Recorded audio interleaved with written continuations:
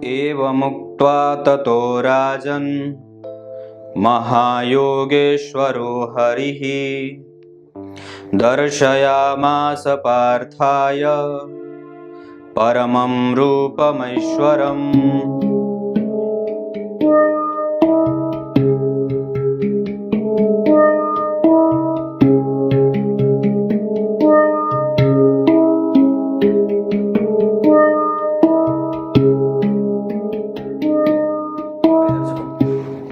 नमस्कार, एक बार फिर से उपस्थित हूं आप सबके सामने रविवार के बाद सोमवार के कार्यक्रम में। कर्क लग्न की कुंडली के लिए कौन कौन से रत्न आपके लिए लाभदायक हो सकते हैं। अगर आपकी राशि कर्क की है, अगर आप नहीं जानते हैं कि आपका लग्न कौन सा है, कुंडली नहीं है, तो भी आप इस कार्यक्रम को देख सकते हैं। अन्यथा अगर आपको पता है कि आपकी कुंडली में कर्क लग्न बनती है, यानी कि 4 नंबर यहाँ लग्न में लिखा है, तो आपको कौन कौन से रत्नों पे विचार करना चाहिए। शुरू करते हैं आज का कार्यक्रम। कहीं नहीं जाना है, बिल्कुल बन के रहिएगा। कार्यक्रम के आरंभ में बोले गए गीता जी के श्लोक का अर्थ भी बताने वाला हूं, और एक बड़ी अच्छी बात यह है कि मेष, वृष, मिथुन और ये चौथा कर्क, आपको अलग अलग एक प्लेलिस्ट में बना करके मैंने रखा हुआ है, वहां जाकर के अवश्य देखा करिए।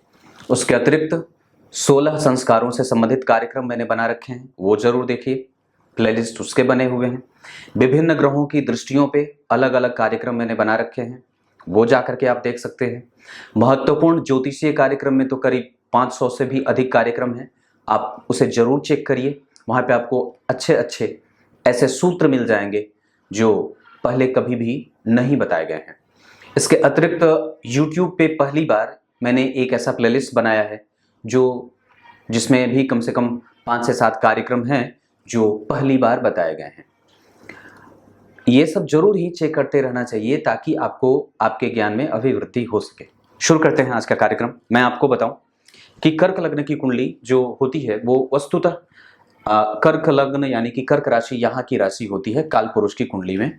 कर्क लग्न के लोग थोड़े से सेंटिमेंटल होते हैं। मतलब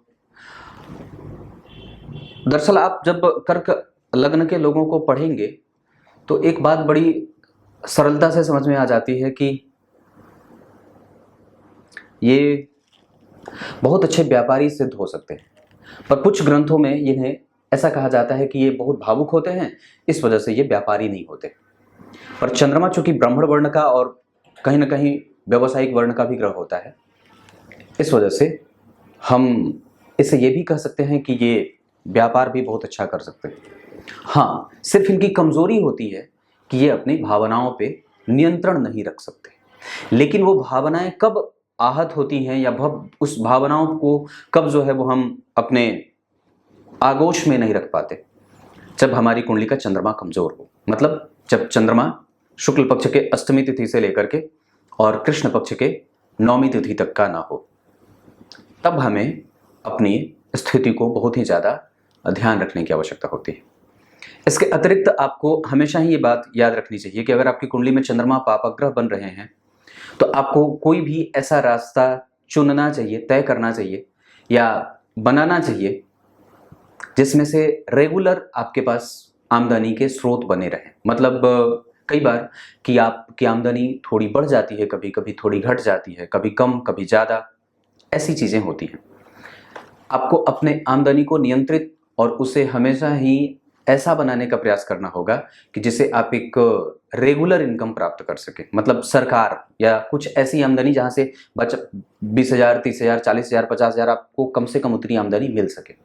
क्योंकि जब चंद्रमा पापक होते हैं तो इरेगुलर इनकम देते हैं, वो कभी ज़्यादा देते हैं कभी कम देते हैं, तो इस पर आपका ध्यान जाना चाहिए।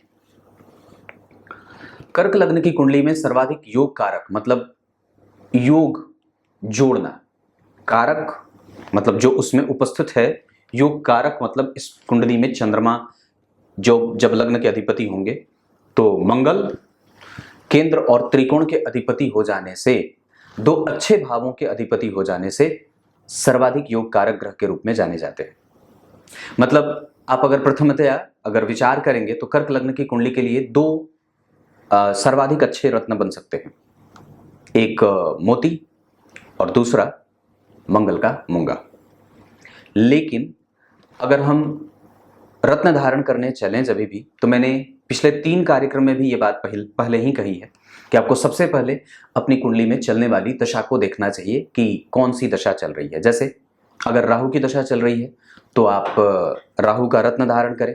अगर शनि की दशा चल रही है तो भी राहु का रत्न लाजवर्त आप धारण कर सकते हैं।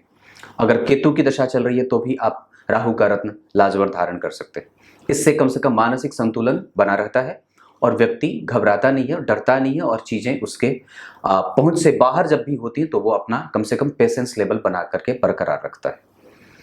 इसके अतिरिक्त ये तो दशा की बात रही, पर अगर फिर भी अगर मान लीजिए आपकी कुंडली में जैसे सूर्य की दशा चल रही हो, तो आप दूसरे नंबर पे, मतलब मूंगा और मोती के बाद दूसरे नंबर पे ही रखूंगा, सूर्य का रत्न भी धारण कर सकते हैं, मतलब विचार कर सकते हैं। जैसे मैं अभी सिर्फ बता रहा हूं कि कौन कौन से रत्न इनमें बनते हैं, पर वो कैसे बनते हैं और क्यों बनते हैं ये बाद में बताऊंगा, अभी ही इसी कार्यक्रम। तो मैंने सबसे पहले कहा कि कर्क लग्न की कुंडली के लिए सर्वाधिक योग कारक ग्रह मंगल होने के कारण मूंगा का रत्न पहले बनता है। दूसरे नंबर पे मोती भी बनती है। तीसरे नंबर पे आप विचार कर सकते हैं सूर्य का रत्न माणिक्य, रूबी। और शुक्र के रत्न को आप 5वें नंबर पे रखिए, पर उससे पहले आप गुरु के रत्न पुखराज के बारे में विचार कर सकते हैं। कर्क लग्न की कुंडली, अब मैं ये इतने सारे रत्न मैंने बताए, चंद्रमणि भी उसी में आ जाती है। कर्क लग्न की कुंडली के लिए अगर चंद्रमा लग्न में बैठे रहें, विचार करिए, अगर चंद्रमा यहां बैठे हों, यहां बैठे हों, यहां बैठे हों, यहां बैठे हों, अगर यहां बैठेंगे तो आपको इसके साथ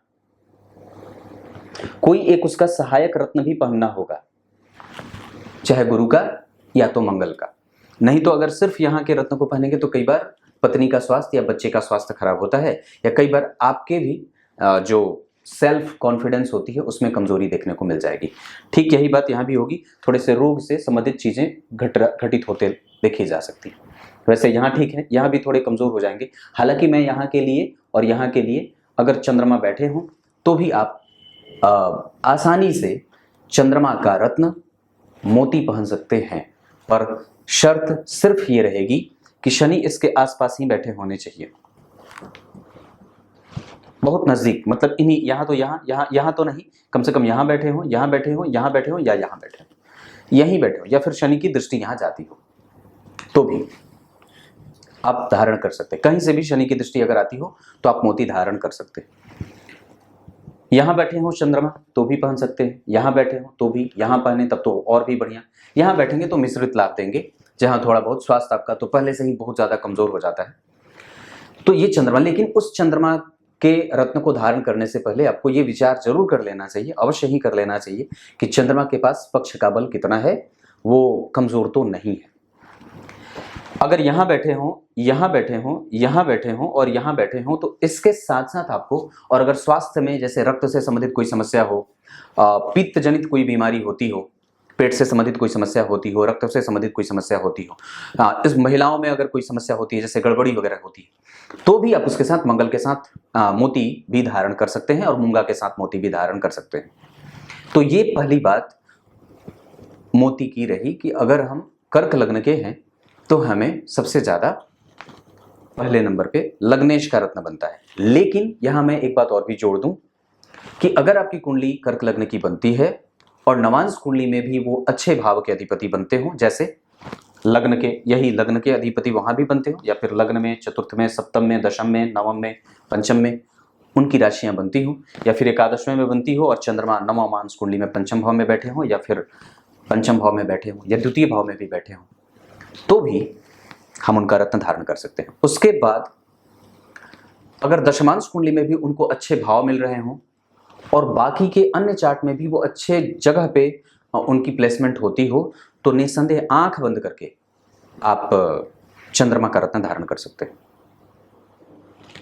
ये चंद्रमा के रत्न की, जहां पे आपको चंद्रमा के रत्न से यश, कीर्ति, मान, पद, प्रतिष्ठा आदि वाले भाव में, यानी कि पंचम भाव में उनकी नीच राशि बनती है, तो यहां पे जब भी चंद्रमा बैठेंगे तो, लेकिन अगर गुरु की दृष्टि अगर चंद्रमा पे पड़ जाती है, जैसे मान लीजिए अगर चंद्रमा यहां बैठे हो, गुरु यहां बैठ करके उनको देख लेते हो, या यहां बैठ करके उनको देख लेते हो, तो भी आसानी से सिर्फ आप सिंगल मोती भी धारण कर सकते हैं दाहिने हाथ की कनिष्ठिका उंगली में। क्लियर है? अब दूसरे नंबर पे विचार करते हैं कि कौन सा रत्न बनेगा। दूसरे नंबर पे मूंगा से ज्यादा मैं कर्क लग्न की कुंडली के लिए रूबी को कहूंगा, मतलब माणिक्य, क्योंकि धन भाव के अधिपति होंगे और इस कुंडली में उनकी उच्च राशि देखिए दशम स्थान में बन रही है और उनकी नीच राशि यहां बन रही है। मतलब अगर सूर्य जब यहां बैठे रहेंगे तब हमें माता और माता के स्वास्थ्य और अपने मानसिक शांति पे थोड़ा काम करना होगा कि हम घबराए नहीं और हम डरे नहीं और हमारा काम होता रहे या बिगड़ता रहे, हम उससे बहुत ज्यादा प्रभावित ना हो या हमें क्रोध ज्यादा ना आता हो, या अगर किसी भी तरीके से सरकारी नुकसान होता हो, सरकार की कोई इंक्वायरी बैठ गई हो या फिर घर परिवार में कलह का वातावरण मचा हुआ हो, तो भी ऐसी अवस्था में भी आपको ये रत्न धारण कर लेना चाहिए, या रक्त चंदन की माला वगैरह भी आपको धारण कर लेनी चाहिए। लेकिन अगर ये सूर्य अगर आपकी कुंडली में लग्न में, द्वितीय में, तृतीय में, चतुर्थ में बैठे हो और शुक्र साथ में बैठे हो या गुरु साथ में बैठे हो या चंद्रमा भी साथ में बैठे हो, हालांकि चंद्रमा यहाँ पे बैठे नहीं रहेंगे तो ही ज्यादा बढ़िया रहेगी, नहीं तो और भी ज्यादा ये हालत खराब कर देंगे। यहाँ भी बैठे हो, यहाँ भी बैठे हो, यहाँ भी बैठे हो, यहाँ भी बैठे हो, शनि के साथ या शनि अतिरिक्त यही निकट में बैठे हो, यहाँ भी, यहाँ भी, यहाँ भी, यहाँ थोड़े से कमजोर हो जाएंगे, लेकिन अगर बुध यही निकट में बैठे रहेंगे तब ये बात नहीं होगी। तो आप माणिक्य के बारे में भी विचार कर सकते हैं दाहिने हाथ की अनामिका उंगली में सोने में रविवार को। माणिक्य पहनने से आपको ये लाभ हो जाएगा कि कम से कम आपका आत्मबल बना रहेगा, आपके पास इनकम के सोर्स बने रहेंगे, आपकी जीत होगी, आप हारेंगे नहीं, आपका कॉन्फिडेंस कभी भी कमजोर नहीं होगा और आप स्वाभिमान से युक्त होकर के अपने रास्ते पे चलने का काम करेंगे। उसके अतिरिक्त आपके पास धन के उगाही का जो है वो सोर्स बना रहेगा, आपके पास धन हमेशा ही बना रहे। उसके अतिरिक्त आपके पास आपकी वाणी का प्रभाव बढ़े तो कई जगह से आपके पास धन आते रहते हैं। इस अवस्था में कि अगर आप कर्क लग्न के हैं तो माणिक्य के बारे में भी विचार अवश्य ही कर सकते हैं, क्योंकि रत्नों के जो प्रभाव की स्थिति होती है, जो व्यक्ति रत्न पे भरोसा ना करे, मंत्र पे भरोसा ना करे, वो पशु तुल्य भी कई बार हो जाता है, या कई बार वो सिर्फ कर्मवादी या मनुवादी सोच को ऐसा कह देता है कि वो सिर्फ ये चीजें बेकार हैं और दक्षिणपंथी या वामपंथी हो जाता है, जैसे फासिस्ट हो जाता है सीधे तरीके से कहें तो। क्योंकि जब आप जहां जिस क्षेत्र से आ रहे हैं, जो सोर्स है आपका, जैसे जो आपका रूट है, जो हमारी सभ्यता की जो बात है, जो संस्कृति है, उसमें कहीं ना कहीं इनको एक अलग स्थान दिया गया है। पुराणों में, वेदों में रत्न और आभूषणों पे काफी चर्चाएं की गई हैं। राजा महाराजा, देवता, देवगण भी सब इन्हें धारण करते हैं और हमारी प्रभाव की स्थिति को बढ़ाते हैं। तो ये चीजें सबसे पहले आपने माणिक्य से पहले मोती को पहना, अब माणिक्य को पहन लिया। तीसरे नंबर पे विचार करना होगा तो हम क्या देखेंगे? तीसरे नंबर पे जब हमारी कुंडली में मंगल अच्छी स्थिति में हो, शनि मंगल राहु केतु की दशा ना चल रही हो, मंगल की दशा चल रही हो, तो मंगल का रत्न मूंगा भी पहना जा सकता है। लेकिन उसके पहले आपको ये बहुत अच्छे तरीके से, क्योंकि ये पापग्रह का रत्न है, तो हमें ये बहुत अच्छे तरीके से चेक कर लेना होगा कि मंगल की स्थिति नवमांश कुंडली में और दशमांश कुंडली में कैसी बन रही है। उसके अतिरिक्त आपकी कुंडली में मंगल लग्न में अगर विराज जाएंगे तो थोड़ी समस्या कर देंगे। स्वास्थ्य से नेचर आपका प्रभावित होगा, आपके व्यवहार कुशलता में और आपकी प्रवृत्ति कमजोर देखी जा सकती है। अगर गुरु का प्रभाव कहीं से भी लग्न को प्रभावित ना कर रहा हो तो द्वितीय भाव में बैठे हो, तृतीय में बैठे हो, चतुर्थ में बैठे हो, पंचम में बैठे हो, छठे में बैठे हो, सातवें में बैठे हो, आठवें में भी बैठे हो, तो यहाँ पे शनि न बैठे हो पर यहाँ पे किसी एक शुभ ग्रह की दृष्टि जानी चाहिए, या फिर यहाँ बैठे हो, यहाँ बैठे हो, यहाँ भी बैठे हो तो भी चलेगा, यहाँ भी बैठे हो तो सामान्य परिणाम देंगे, मिला जुला सा। तो मैंने यहाँ पे मिला जुला कहा, यहाँ पे ठीक रहेंगे क्योंकि वो अच्छे परिणाम देते हैं। पाप ग्रह का छठे भाव में जाना खराब नहीं होगा, साहसी बना देंगे कम से कम। तो तीसरे नंबर पे आप मंगल के रत्न मूंगा के बारे में विचार करिए, जहां पे आपको वो आपके प्रभावों की वृद्धि करेंगे, साथ ही साथ वो आपके यश, कीर्ति, मान सम्मान और करियर को और दाम्पत्य के जीवन को, दाम्पत्य में पत्नी की नौकरी, पत्नी का कारोबार और उसके अतिरिक्त आपकी कुंडली में आपका कारोबार, आपके डेली बेसिस का इनकम, बहुत सारी चीजें, आपके पुत्र पुत्रियों का जो है वो लाभ, उनके प्रोग्रेस की स्थिति, ये सब वो देने वाले बन जाते हैं। मतलब हम इनके बारे में विचार कर सकते हैं, पर दो जगहों पे हमें जो है वो गौर करना होगा जब भी हम मंगल का रत्न धारण करने चलें तो। जैसे एक लग्न में और दूसरा जब वो 12वें होते हों या 8वें होते हों। हालांकि कई बार जैसे 8वें भाव में भी अगर वो किसी शुभ ग्रह के साथ बैठे हों, जैसे बुध के साथ बैठे हों या शुक्र के साथ बैठे हों या फिर गुरु के साथ ही बैठे हों, तो भी हम जरूर ही विचार कर सकते हैं। लेकिन तब जब उनकी दशा चल रही हो या उनके ऊपर कम से कम किसी भी पापग्रह का कोई प्रभाव ना पड़ रहा हो, जैसे राहु उन्हें ना देखते हो या शनि ना देखते हो।